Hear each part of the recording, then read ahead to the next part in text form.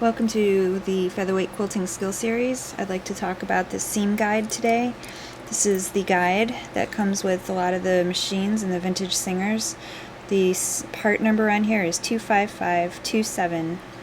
Basically, when I'm doing quilting, we all know that we want to have that 1/4 of an inch perfect seam so that we can have our quilts come out beautiful and lined up and good points and all that. And what I do in order to achieve that is I'll use my seam guide.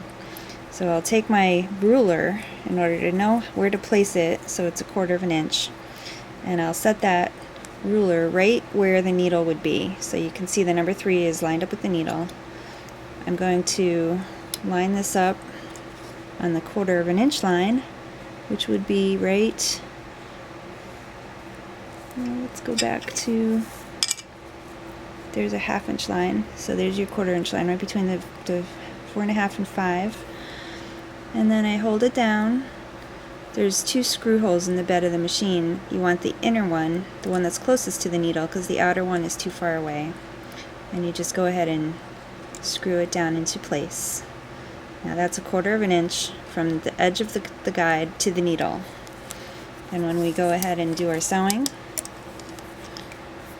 we can measure and see that our seam is a 1/4 of an inch away from the edge of the fabric, which is exactly what we want. So I hope that this has helped you. Thank you for watching Featherweight Quilting Skill Series. Join me on my Facebook group page, Featherweight Skill Series, and go ahead and pin me on Pinterest. Thanks for joining. Let's get sewing.